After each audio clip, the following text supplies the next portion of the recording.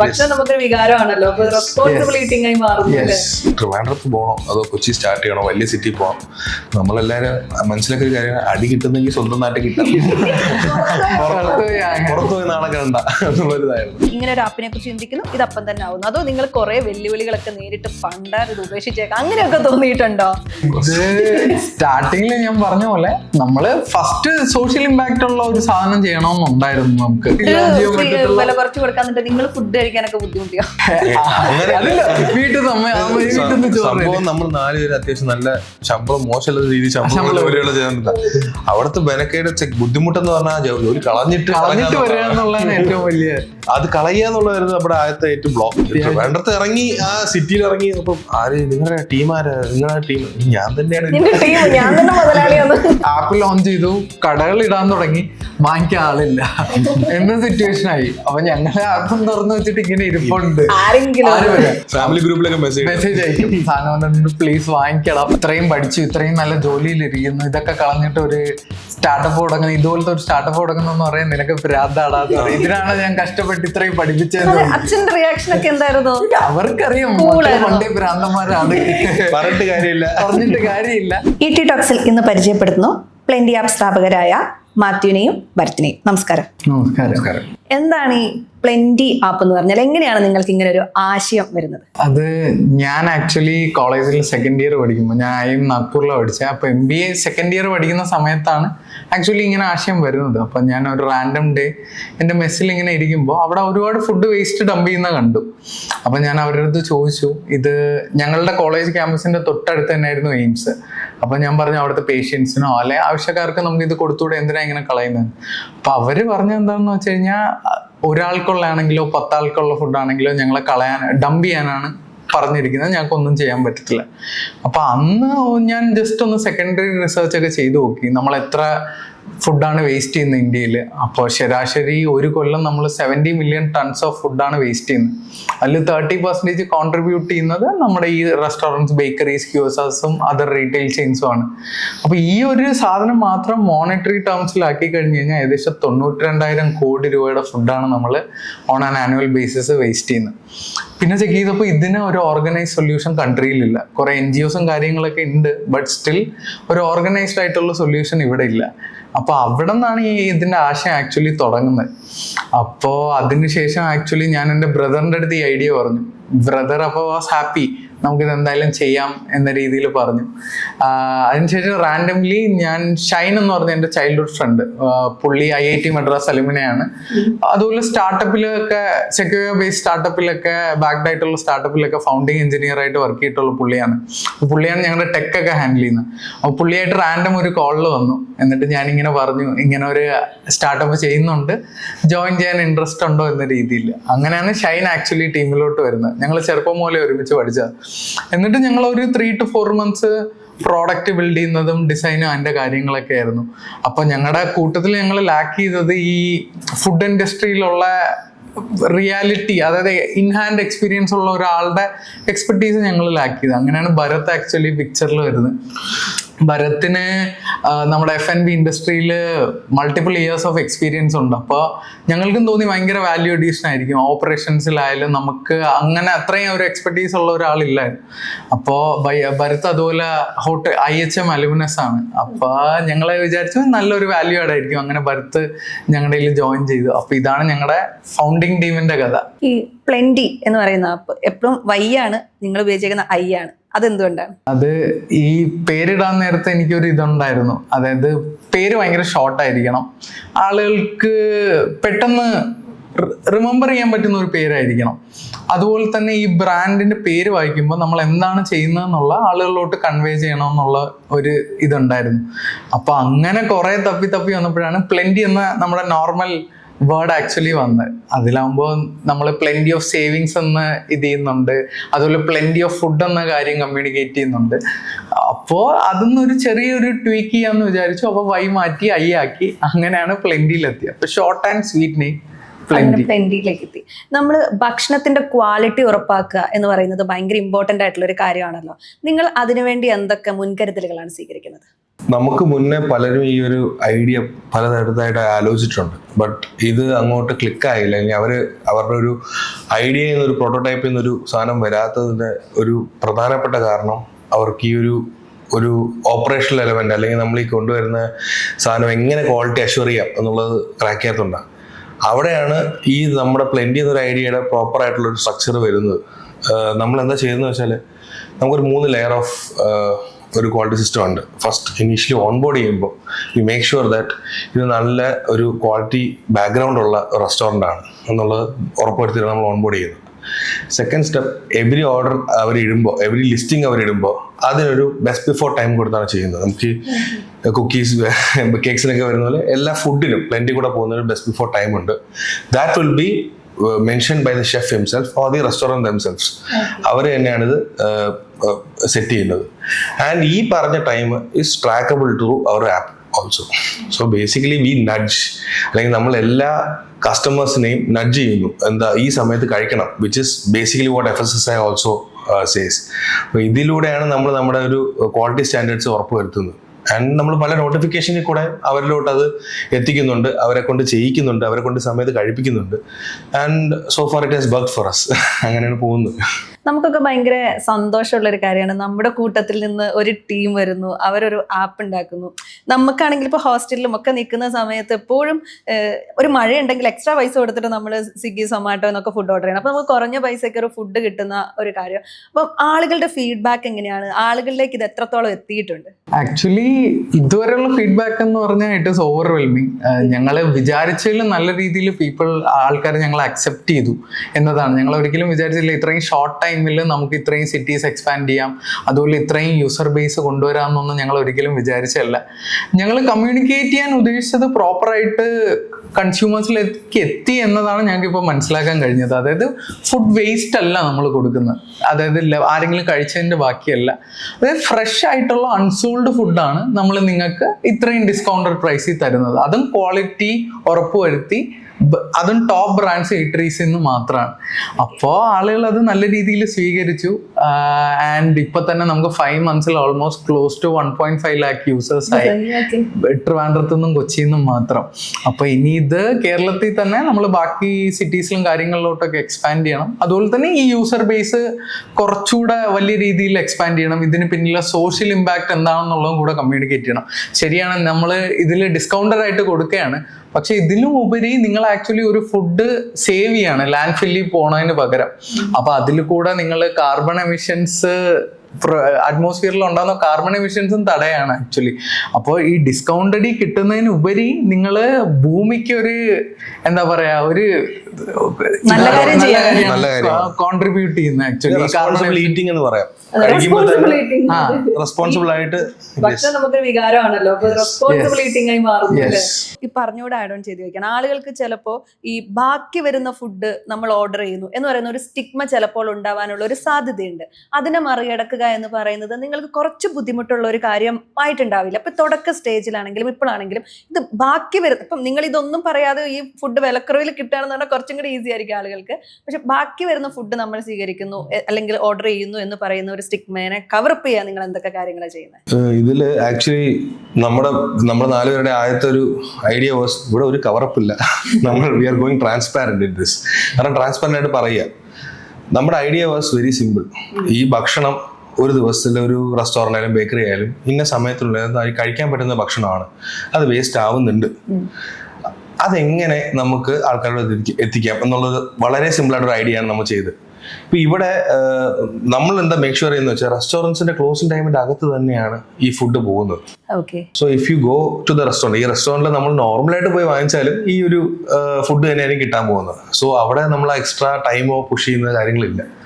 നേരത്തെ പറഞ്ഞ quality standards നമ്മൾ ബേസ് ചെയ്ത് പോകുന്നുണ്ട്. സോ ഇനീഷ്യലി നമുക്ക് നമ്മുടെ ഒരു ദൗത്യം എന്ന് പറഞ്ഞു കഴിഞ്ഞാൽ ആൾക്കാരെ പഠിപ്പിക്കുക എന്നുള്ളത്. എന്താണ് സർപ്ലസ് ഫുഡ്? സർപ്ലസ് ഫുഡ് ഒന്നും കേട്ടിട്ടില്ലാത്തൊരു ജനതയിലോട്ട് നമ്മൾ എത്തിക്കുമ്പോൾ നമ്മൾ ആദ്യം പറഞ്ഞത് സർപ്ലസ് ഫുഡ് എന്ന് പറഞ്ഞാൽ മോശമായ ഭക്ഷണമല്ല, നല്ല ഭക്ഷണമാണ്. ബട്ട് പല കാരണത്താൽ അതിൽ നിന്ന് സെൽ ഓഫ് ആയില്ല, മഴ കാരണമോ അല്ലെങ്കിൽ ബാക്കിയുള്ള റീസൺസ്. അപ്പോൾ ഈ സർപ്ലസ് ഫുഡ് നിങ്ങൾ വില കുറച്ച് വാങ്ങുന്നതിന്റെ കാരണം ഇത് ഇനി ഇരുന്ന് കഴിഞ്ഞാൽ അത് വേസ്റ്റ് ആകാം.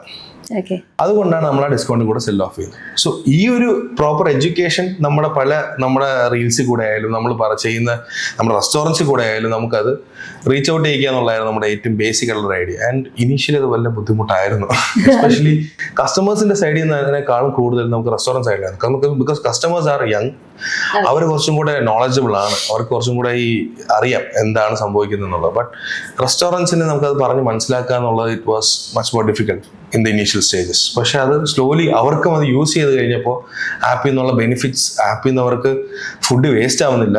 ഓൺ ടോപ്പ് ഓഫ് ദാറ്റ് അവർക്ക് ആ ഫുഡ് ഉണ്ടാക്കുന്ന കോസ്റ്റ് തിരിച്ച് കിട്ടി തുടങ്ങി. That actually slowly change there stigma എന്ന് പറയാം. അതുപോലെ ഒരു ലോജിസ്റ്റിക്സ് ഇതിനകത്തൊരു പ്രധാന കാര്യമാണല്ലോ. അതായത് നമ്മളെല്ലാവരും നമുക്ക് വേഗം ആക്സസ് കിട്ടണം, നമ്മൾ ഇരിക്കുന്നിടത്ത് ഫുഡ് കിട്ടുക എന്നുള്ളതിനാണ് നമ്മൾ ഓൺലൈൻ ഡെലിവറി പ്രതീക്ഷിക്കുന്നത്. അപ്പൊ നിങ്ങളുടെ ഒരു പരീക്ഷണം എന്ന് പറഞ്ഞിട്ടുണ്ടെങ്കിൽ നമ്മൾ ഓർഡർ ചെയ്യുന്നു, അവിടെ പോയി നമ്മൾ സ്വയം കളക്ട് ചെയ്തിട്ട് നമ്മൾ വന്ന് കഴിക്കണം. ഓക്കെ. അപ്പോൾ ഇത് ആളുകൾക്ക് ഒരു മടി ഉണ്ടാവല്ലോ, ഇനി ഇതിപ്പോ ഞാൻ അവിടെ പോയി കളക്ട് ചെയ്യണല്ലോ എന്ന് വിചാരിക്കില്ലേ? അപ്പം അതിന് എങ്ങനെയാണ് നിങ്ങൾ കൈകാര്യം ചെയ്യുന്നത്? ഞങ്ങള് ആദ്യമേ തീരുമാനിച്ചാണ് will be a zero logistics pickup only മോഡലായിട്ടേ നമ്മൾ കൺസ്യൂമേഴ്സിലോട്ട് ഇത് എത്തിക്കത്തുള്ളൂ. കാരണം ഫുഡ് വേസ്റ്റ് ചെയ്യുന്നതിൽ ഞാൻ പറഞ്ഞ പോലെ തന്നെ നമ്മൾ കാർബൺ എമിഷൻസ് മാക്സിമം തടയുക എന്ന ഒരു ഉദ്ദേശം കൂടെ ഇതിനകത്തുണ്ട്. അപ്പോൾ നമ്മളിപ്പോൾ ഈ ഫുഡ് കൺസ്യൂമേഴ്സിലേക്ക് എത്തിക്കാൻ ഇപ്പോൾ ഡെലിവറി ഓപ്ഷനും കൂടെ ആഡ് ചെയ്ത് കഴിഞ്ഞാൽ ഇഷ്യൂ എന്താണെന്ന് വെച്ച് കഴിഞ്ഞാൽ ഫുഡ് നമ്മൾ ആക്ച്വലി സേവ് ചെയ്യുന്നുണ്ട്, കാർബൺ എമിഷൻസ് കുറയ്ക്കുന്നുണ്ട്. എന്നിട്ട് നമ്മൾ ഇത് പെട്രോൾ വണ്ടികളിൽ നമ്മൾ കാർബൺ എമിഷൻസ് പ്രൊഡ്യൂസ് ചെയ്ത് എത്തിക്കുന്നെന്ന് പറഞ്ഞാൽ അത് ഞങ്ങളുടെ മിഷൻ സ്റ്റേറ്റ്മെന്റിനെതിരാണ്. അപ്പൊ ഞങ്ങൾക്ക് ഒന്നും ചെയ്യാൻ പറ്റത്തില്ല. അപ്പൊ ഞങ്ങൾക്ക് ആകെയുള്ള ഓൾട്ടർനേറ്റീവ് എന്ന് പറയുന്നത് ഐദർ ഫുൾ EV ഫ്ലീറ്റ് ആയിട്ട് നമുക്ക് ഡെലിവറി ചെയ്യണം. കാരണം അതിന് മാത്രമുള്ള വണ്ടികളൊന്നുമില്ല. ടോട്ടൽ എടുത്താൽ തന്നെ ആകെ 3% മാത്രമേ ഉള്ളൂ. അപ്പൊ അത്രയും ഒരു നമ്പരും വന്നിട്ടില്ല. നമുക്ക് ഒരു ഡെലിവറി പ്രാക്ടിക്കലി പോസിബിൾ ആക്കാനുള്ള ഒരു നമ്പർ ഇപ്പോഴും വന്നിട്ടില്ല.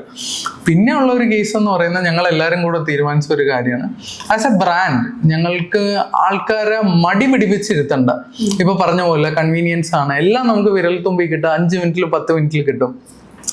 പക്ഷേ ഞങ്ങൾ കാരണം ആളുകൾക്കൊരു ഇൻസെന്റീവ് ഉണ്ടാകണം. ഓക്കെ, ഇത് ഇത്രയും വില കുറച്ച് കിട്ടും, ഞാനൊന്ന് പുറത്തിറങ്ങാം, ഒന്ന് നടക്കാം, ആളുകളെ ആയിട്ട് ഇടപഴകാം, സംസാരിക്കാം, സോഷ്യലൈസ് ചെയ്യാം എന്നൊരു സാധനമാണ് ആക്ച്വലി ഇതിൽ ഞങ്ങൾ കണ്ടത്.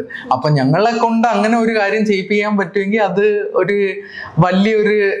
വളരെ ഒരു നല്ല കാര്യമായിട്ടാണ് ഞങ്ങൾ കൺസിഡർ ചെയ്യുന്നത്. ആളുകളെ പുറത്തിറപ്പിക്കുക, റാദർ ദാൻ വീട്ടിലിരുത്തിക്കുന്നതിന് പകരം ആളുകളെ പുറത്തിറക്കിപ്പിക്കുക, ആളുകളായിട്ട് ഇടപഴപ്പിക്കുക, ഇതുപോലെ സംസാരിപ്പിക്കുക. അതും കൂടെ ഞങ്ങൾ ആക്ച്വലി ഇതിൽ കാണുന്നുണ്ട്.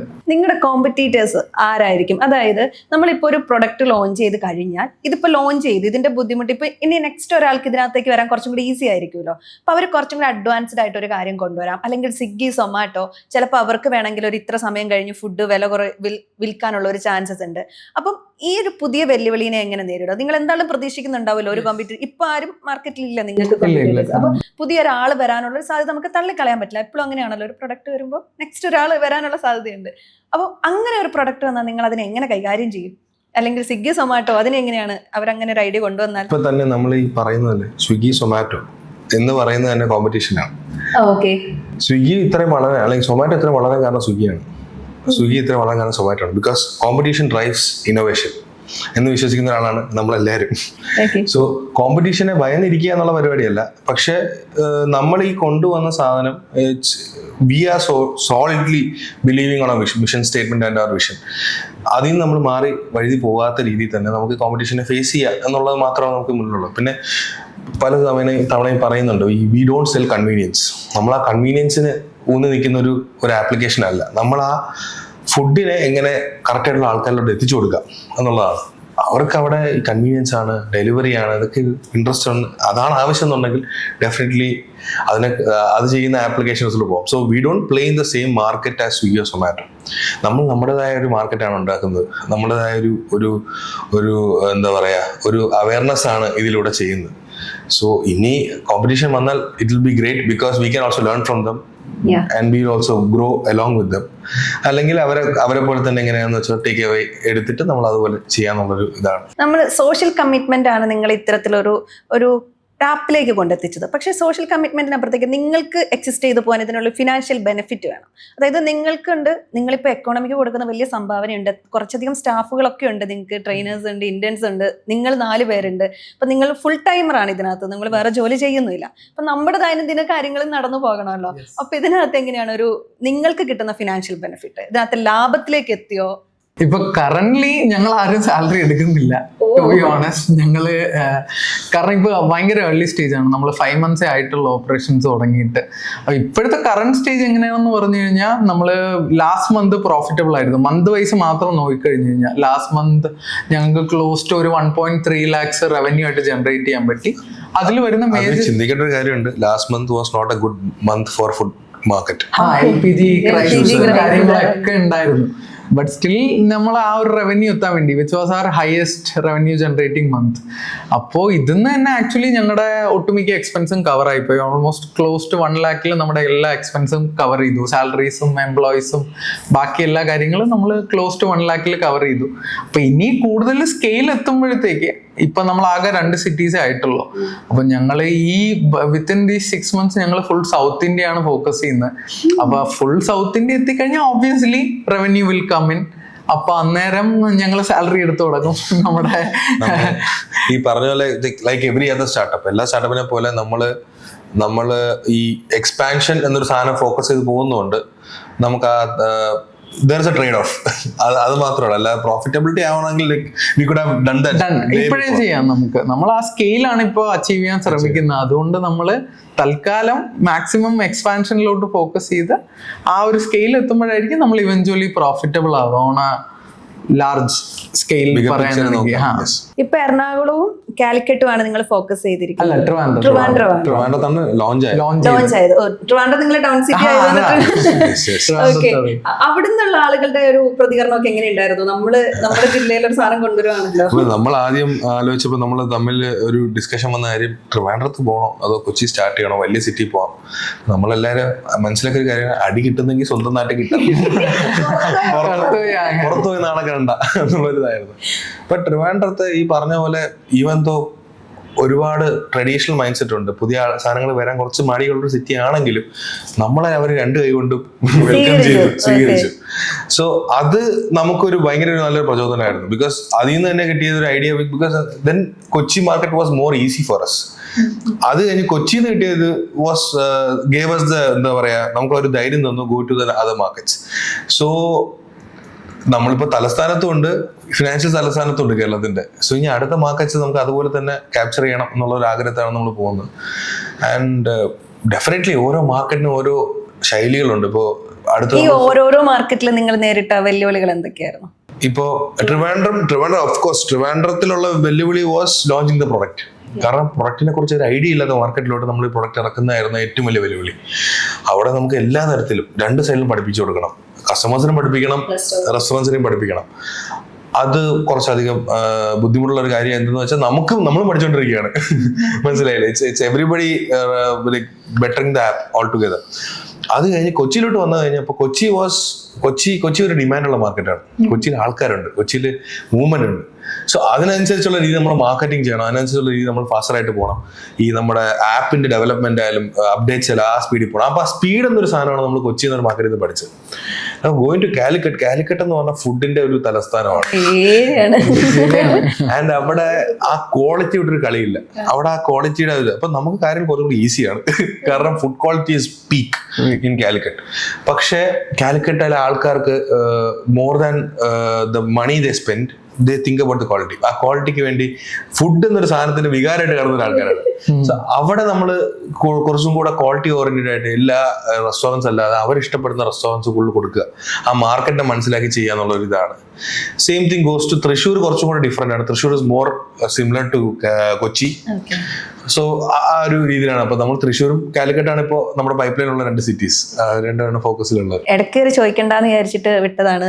ഈ കാലിക്കറ്റ് പോയപ്പോൾ നിങ്ങൾ പാരഗണും റഹ്മത്തും ഒക്കെ പോയി ഫോക്കസ് ചെയ്തിരുന്നു. അതാണ് അവിടുത്തെ ബിരിയാണികൾ ഭയങ്കര ഫേമസ് ആണല്ലോ ആളുകള്. നിങ്ങൾ ആ ഏരിയ ഒക്കെ പോയിരുന്നോ? അവരൊക്കെ ആയിട്ട് ഡീലായോ? പാരഗണായിട്ട് ഇപ്പൊ ജസ്റ്റ് ഒന്ന് ടോക്സ് ഇനിഷ്യേറ്റ് ചെയ്തുള്ളൂ. റഹ്മത്ത് ഇതുവരെ ഇല്ല, ബട്ട് നമ്മൾ മൾട്ടിപ്പിൾ അതർ ടോപ്പ് ബ്രാൻഡ്സിനെ ഓൾറെഡി ഓൺബോർഡ് ചെയ്തു. ടോപ്പ് ഫോം, പാരഗണിന്റെ ബ്രൗൺ ടൗൺ ബേക്കറി ചെയിൻ ഉണ്ട്.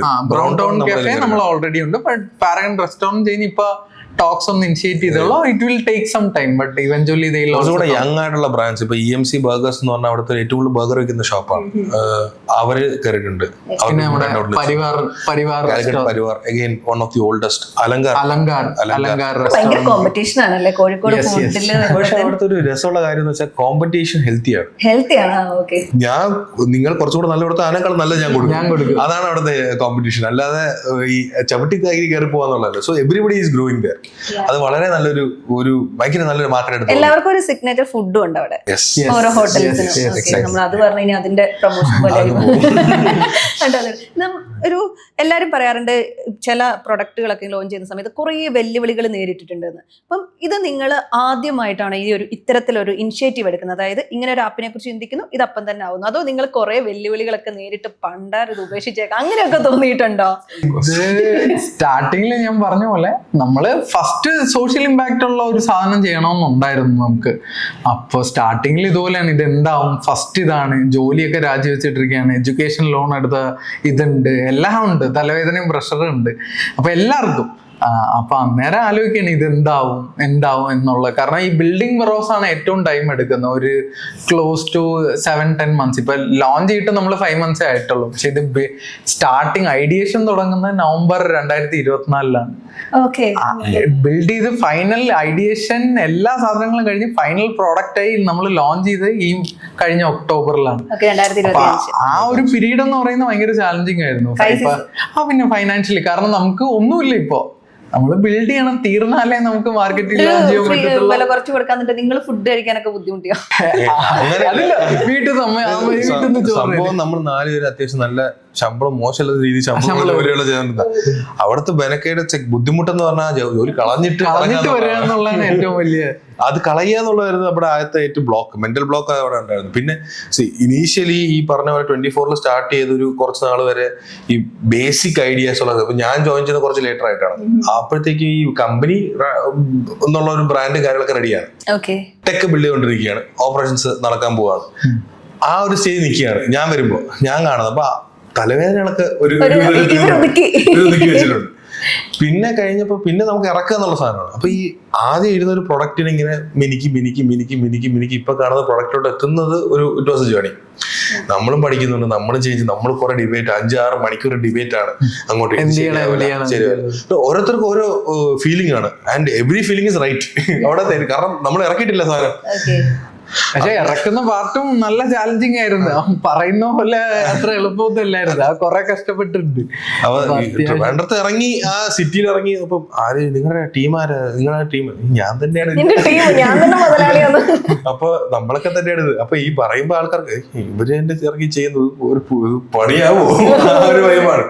സോ അങ്ങനത്തെ ചലഞ്ചസ് ഉണ്ടായിരുന്നു. പക്ഷെ മോർ ദാൻ ദാറ്റ് എല്ലാരും 4 പേരും അലൈൻഡ് ആയിരുന്ന ഒറ്റ കാര്യത്തിലാണ്, ഈ കാര്യം നടത്തിക്കണം. ഇതിന് എന്ത് സാക്രിഫൈസ് വേണമെങ്കിൽ നമ്മൾ എടുക്കും. പൈസ ആണെങ്കിലും ശരി, പ്രൊഡക്റ്റ് ആണെങ്കിലും ശരി, ഇതാണെങ്കിൽ ശരി, ടൈം ആണെങ്കിലും. ആ ഒരൊറ്റ മൈൻഡിൽ നിന്നുകൊണ്ടാണ് നമുക്ക് ഇതുവരെ എല്ലാം ഒരുപോലെ വരാൻ പറ്റിയത്. ഇപ്പോഴും അങ്ങനെയാണ്, ഇനി അങ്ങനെ തന്നെ. ഞാൻ ചോദിക്കാൻ 4 പേരുടെയും വൈബ് ഒരുപോലെ ഒത്തു വരണല്ലോ. ഒരാളുടെ വൈബ് ഒത്തില്ലെങ്കിൽ ചിലപ്പോ നമ്മൾ ഒരു ഡിഫിക്കൽട്ടി അതിനകത്ത് ഫേസ് ചെയ്യേണ്ടി വരും. നമുക്ക് ഒരു ടീമിൽ നിൽക്കുമ്പോൾ ഉണ്ടാവുന്ന ബുദ്ധിമുട്ട് അങ്ങനെയാണല്ലോ. ഒരു കോർഡിനേഷൻ ഉണ്ടാവണം, കറക്റ്റ് നമ്മൾ പറയുന്ന വൈബ് ഉണ്ടാവണം. ചിലപ്പോൾ നമ്മൾ ഫ്രസ്ട്രേറ്റഡ് ആയിട്ട് പറയുന്ന കാര്യങ്ങൾ അവർക്ക് എടുക്കാൻ പറ്റണം. ഈ ഒരു വൈബ്, ഈ ഒരു 4 പേരുടെയും വൈബ് എങ്ങനെയാണ് കണക്ട് ആയത്? ഞങ്ങൾ 4 പേരും കൂടി ഇതങ്ങ് തുടങ്ങാം എന്ന് മനസ്സിലാവുന്നത്? നമ്മള് ആദ്യം നോക്കിയെന്ന് പറഞ്ഞാൽ സ്കിൽ സെറ്റ് കോംപ്ലിമെന്റ് ചെയ്യുന്നതാണ്. അതായത് ഇപ്പൊ ഒരാള് ടെക്കിൽ എക്സ്പേർട്ട് ആണെങ്കിൽ വേറെ ഒരാൾ വേണം, ഓപ്പറേഷൻസിൽ എക്സ്പേർട്ട് ആയിട്ടുള്ള വേണം, വേറെ ഒരാള് പ്രോഡക്റ്റ്, അതുപോലെ വേറെ ഒരാൾ സെയിൽസ് ആൻഡ് മാർക്കറ്റിംഗിൽ എക്സ്പേർട്ട് ആയിട്ടുള്ള ഒരാൾ വേണം. അപ്പൊ കോംപ്ലിമെന്റിങ് സ്കിൽ സെറ്റ് ആണ് ഞങ്ങൾ ആദ്യം നോക്കിയത്. അപ്പൊ ഇപ്പൊ ഭരത്തിന്റെ കാര്യം പറയാൻ, ഭരത്തിന് ഓപ്പറേഷൻസിൽ എക്സ്പീരിയൻസ് ഉണ്ട്. ഷൈൻ പറയുകയാണെങ്കിൽ ഷൈന് ടെക്കിൽ പ്രീവിയസ് എക്സ്പീരിയൻസ് ഉണ്ട്. ഇപ്പൊ ഞാനായ സെയിൽസ് മാർക്കറ്റിംഗ്, അതുപോലെ എന്റെ ബ്രദർ ആയാലും ആയാലും ഫൈനാൻസും ബാക്കി കാര്യങ്ങളിലൊക്കെ ഓൾറെഡി പ്രീവിയസ് എക്സ്പീരിയൻസ് ഉണ്ട്. അപ്പൊ ഈ കോംപ്ലിമെന്റിങ് സ്കിൽ സെറ്റ്സും സെയിം വിഷനും ആണ് ഞങ്ങൾ ഒറ്റ ഒരു ഇതായിട്ട്, അതായത് ഈ അലൈൻ ചെയ്തത് ആക്ച്വലി, ടു ബി ഓണസ്റ്റ്. പിന്നെ ഇതിൽ ആഡ് ഓൺ ചെയ്യുന്ന ഒരു കാര്യം എന്ന് വെച്ചാൽ ഇപ്പൊ 4 പേര് 4 ഇൻഡിവിജ്വൽസ് ആണ്. പക്ഷേ when they come into the work സ്പേസിലോട്ട് എത്തിക്കഴിഞ്ഞാൽ 4 പേരും പ്ലെന്റിയുടെ 4 പില്ലേഴ്സ് ആണ്. അതിൽ ഇൻഡിവിജ്വലിസം എന്ന സാധനം ഇല്ല. 4 പേരും വർക്ക് ചെയ്യുന്ന പ്ലെന്റിക്ക് വേണ്ടിയാണ്. പിന്നെ നോക്കിക്കഴിഞ്ഞാൽ ഇറ്റ് വാസ് വെരി ഈസി. കാരണം ഒറ്റയ്ക്ക് 1-2 പേര് തുടങ്ങുന്നതിനാണ് 4 പേരുണ്ട് സപ്പോർട്ട് ചെയ്യാൻ. റിസ്ക് ആയാലും ഇഷ്യൂസ് ആയാലും 4 പേർക്ക് ഒരുമിച്ച് എടുക്കാവുന്ന ഒരു സാധനം ആകുമ്പോൾ മനസ്സിലായി. ഇപ്പൊ ഒരാൾക്ക് എന്തെങ്കിലും പ്രശ്നം ഉണ്ടെങ്കിൽ ബാക്കി 3 പേരുണ്ട് സപ്പോർട്ട് ചെയ്യാനായിട്ട്. അപ്പൊ നമുക്ക് ആ ഒറ്റയ്ക്ക് ഒരു തലവേന അല്ല. ഇപ്പൊ ഡൗട്ട് വന്ന് ചോദിക്കുക, ഇങ്ങനെയാണോ കാര്യം? അങ്ങനെയല്ല അത്. അപ്പൊ ആ ഒരു സപ്പോർട്ടിന്റെ സാധനം 3 സൈഡിൽ നിന്നാണ് വരുന്നത്, which is A luxury in terms of എന്താ സ്റ്റാർട്ടപ്പ് എക്കോസിസ്റ്റം. അപ്പോൾ എല്ലാവരുടെ goal was the same thing. അത് ഒരു യുണൈറ്റഡ് രീതി പോയത് കൊണ്ട് എവറിത്തിങ് വാസ് സ്മൂത്ത് ഇതുവരെ. യെസ്, ഇനി അങ്ങോട്ട് അങ്ങനെ തന്നെ ആയിരിക്കും. ആവട്ടെ. ഈ ഫ്രണ്ട്സ്, ഫാമിലി, ഇവരുടെ സപ്പോർട്ട് എങ്ങനെയായിരുന്നു? ഇത് നിങ്ങളുടെ ഒരു ഐഡിയ വർക്കായി, അപ്പം കളിയാക്കിയ ആളുകളൊക്കെ ഉണ്ടാവാലോ, അപ്പൊ അവരൊക്കെ വന്നിട്ട് ഞാനും ജോയിൻ ചെയ്തോട്ടെ, അല്ലെങ്കിൽ ഇനി ഒരു ചാൻസ് ഉണ്ടോ എന്നൊക്കെ ചോദിച്ച ആളുകളുണ്ടോ? കളിയാക്കിയിട്ടുണ്ടോ? അതിനെയൊക്കെ എങ്ങനെയാണ് ഇപ്പൊ ഓർക്കുന്നത്? തുടക്കത്തിലായാലും ഇപ്പൊ ഫ്രണ്ട്സ് ആൻഡ് ഫാമിലിയുടെ കാര്യം ആദ്യം പറയും. നമ്മള് ആപ്പ് ലോഞ്ച് ചെയ്തു, കടകൾ ഇടാൻ തുടങ്ങി, വാങ്ങിക്കാൻ ആളില്ല എന്ന സിറ്റുവേഷൻ ആയി. അപ്പൊ ഞങ്ങള് ആപ്പും തുറന്നു വെച്ചിട്ട് ഇങ്ങനെ ഇരിപ്പുണ്ട്, ഫാമിലി ഗ്രൂപ്പിലൊക്കെ മെസ്സേജ് അയക്കും, സാധനം പ്ലീസ് വാങ്ങിക്കണം. തുടക്കത്തിൽ ഒരു ഫുൾ ആഴ്ച സപ്പോർട്ട് ചെയ്തത് നമ്മളെ ക്ലോസ് ഫ്രണ്ട്സും ഫാമിലിയാണ്. ഫസ്റ്റ് ഡേ ഒക്കെ ഫുള്ള് വാങ്ങിച്ചത് നമ്മുടെ ഫാമിലിയിലെ ആൾക്കാർ മാത്രമാണ്. കാരണം അവരാണ് സോൾഡ് ഔട്ട് ആക്കി തന്നത്. അപ്പൊ ഇനിഷ്യൽ സ്റ്റേജസിൽ നമ്മൾ സ്ട്രഗിൾ ചെയ്തപ്പോ നമ്മുടെ കൂടെ നിന്ന് ഇവരാണ്, നമ്മുടെ ക്ലോസ് ഫ്രണ്ട്സും ഫാമിലിയിലുള്ള ആൾക്കാർ. പിന്നെ ഇവർക്ക് അത് ശീലമായി.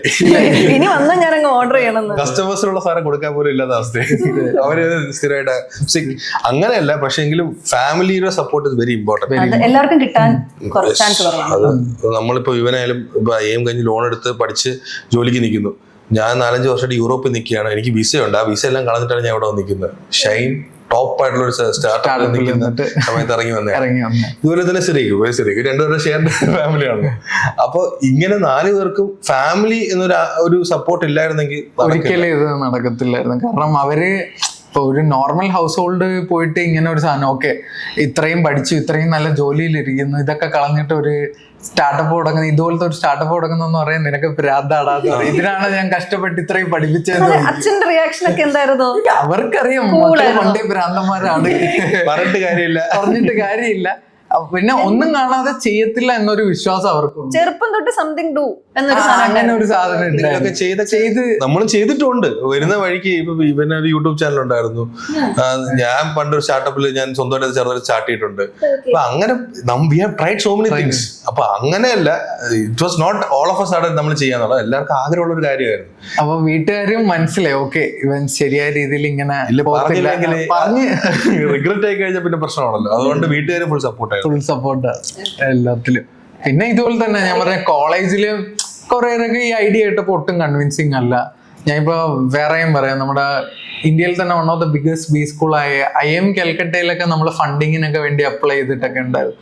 ഇവരൊക്കെ പറഞ്ഞ് നമ്മുടെ ഐഡിയ ഒരിക്കലും വർക്കാവത്തില്ല, സ്റ്റുപ്പിഡ് ഐഡിയ ആണ്, അൺനെസസറി ഫ്രിക്ഷൻ ഉണ്ടാക്കുകയാണ്, അല്ലാതെ നിങ്ങൾ ഒരു പ്രോബ്ലം സോൾവ് ചെയ്യല്ല, ഓൺ പേപ്പേഴ്സ് കൊള്ളാം, ഇത് റിയാലിറ്റിയിൽ ഒന്നും നടക്കത്തില്ല എന്ന് പറഞ്ഞു. അപ്പൊ കുറെ പേര് ഇതുപോലെ തുടക്കത്തിൽ പുച്ഛിച്ച് ഇതാണ്. അപ്പൊ ഇപ്പൊ കോളേജിലെ ആൾക്കാരായാലും ഐഡിയ പറഞ്ഞപ്പോ ഒട്ടും ബിലീവ് ചെയ്ത ആൾക്കാരല്ല. പക്ഷെ ഇവര് വഴി തന്നെ ഇവരിപ്പൊ നമ്മുടെ അടുത്ത് ചോദിക്കുന്നുണ്ട്, എടാ എന്റെ ജൂനിയർ ഉണ്ട്, എന്റെ റിലേറ്റീവ് ഉണ്ട്, എന്തെങ്കിലും റോൾസ് വേക്കന്റ് ആണോ കൊടുക്കാവോ എന്നൊക്കെ.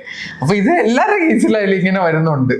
കണക്ഷൻസ് വഴി ഒരുപാട് പേര് അപ്രോച്ച് ചെയ്യുന്നുണ്ട്. ഇപ്പോ നിങ്ങളുടെ എത്ര പേരുടെ ടീമാണ്? നിങ്ങൾ എത്ര പേർക്കാണ് ഈ എന്താ പറയാ ഫുഡ് വേസ്റ്റ് ആക്കാതിരിക്കുന്നതിനോടൊപ്പം തന്നെ നിങ്ങൾ കുറെ പേർക്ക് ജോലിയും നൽകുന്നുണ്ടല്ലോ. അപ്പൊ എത്ര പേരുടെ ടീമാണ് നിങ്ങൾ? ഇത് തുടങ്ങിയ സമയത്ത് ആക്ച്വലി നമ്മൾ പേര് പറയേണ്ട ആൾക്കാരാണ്.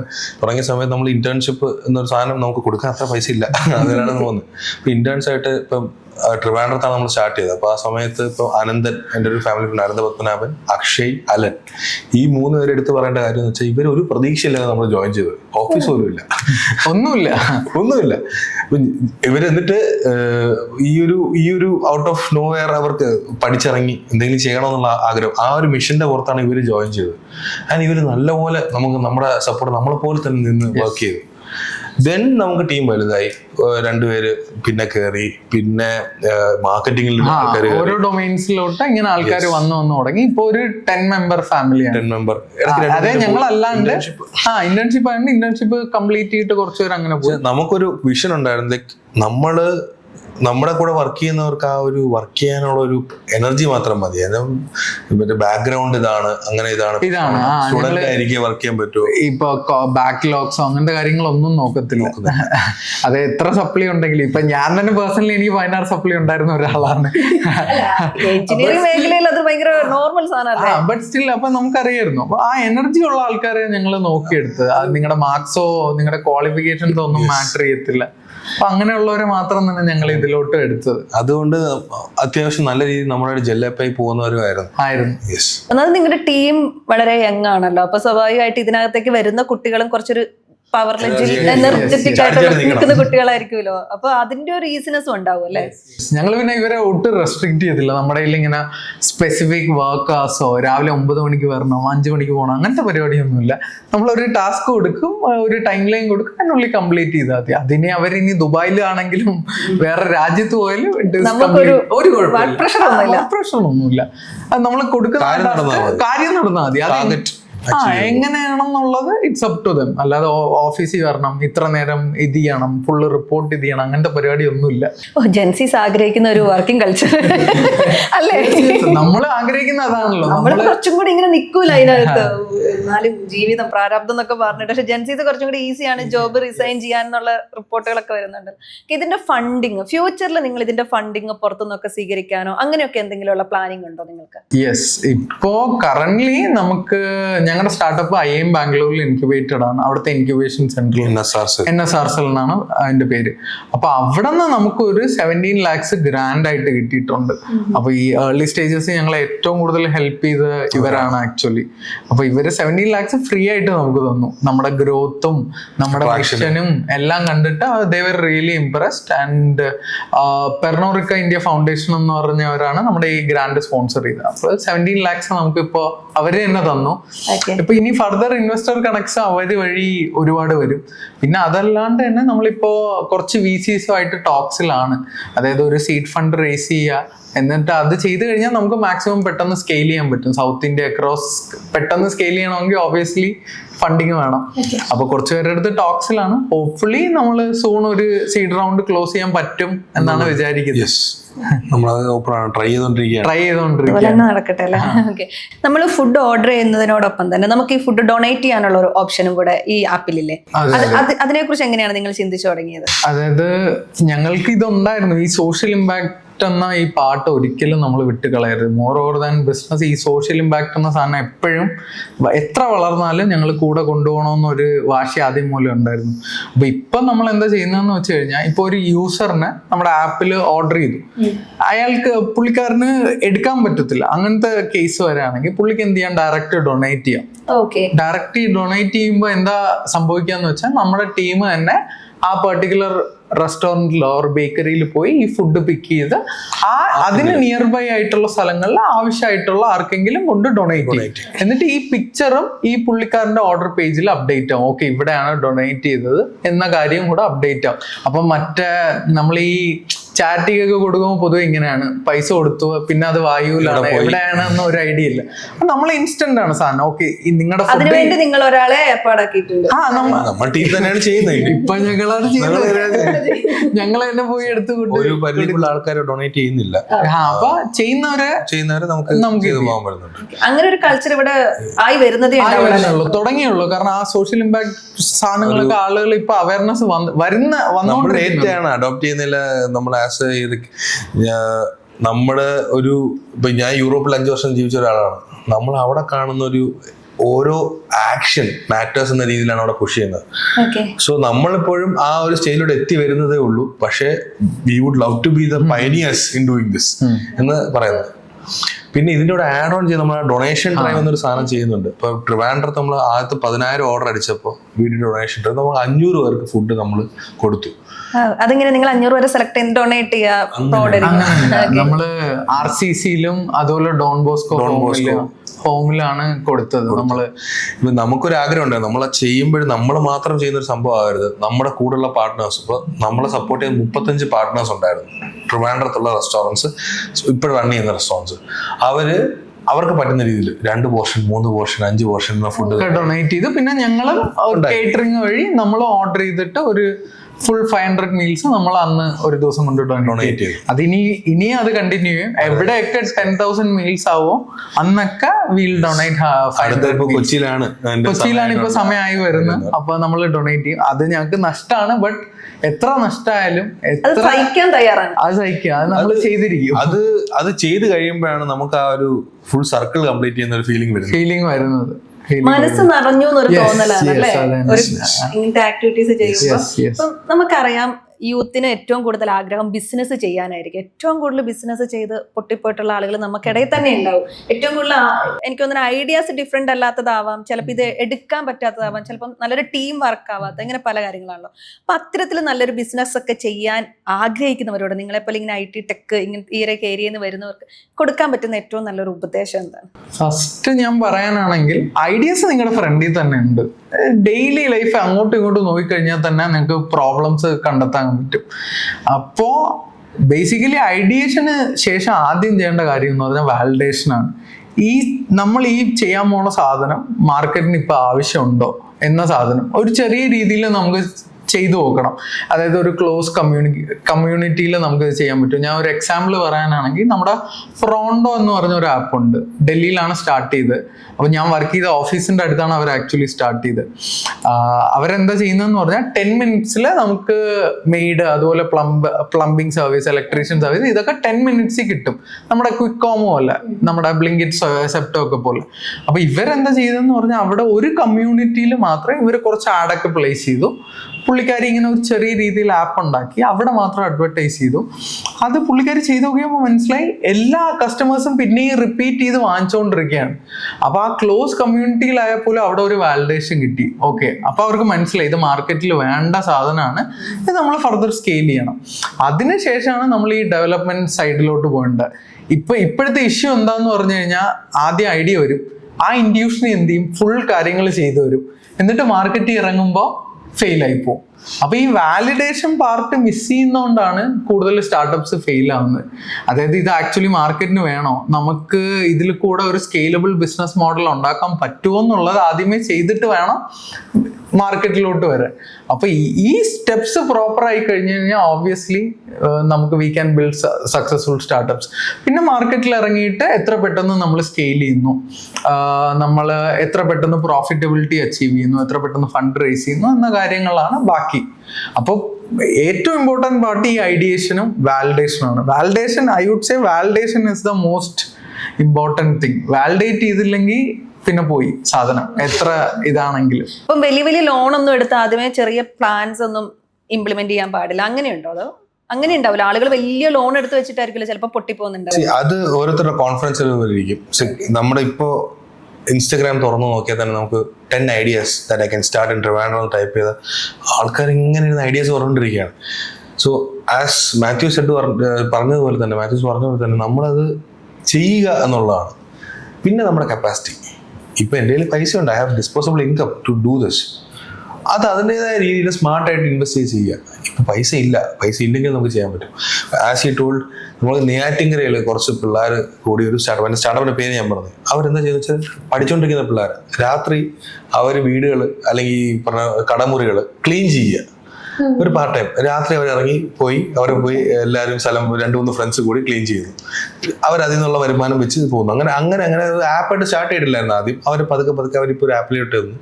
അവരങ്ങനെ വളർന്നു വരുന്നുണ്ട്. അതിന്റെ ആപ്പിന്റെ പേര് ഞാൻ മറന്നു. What did it is exactly what everybody should do.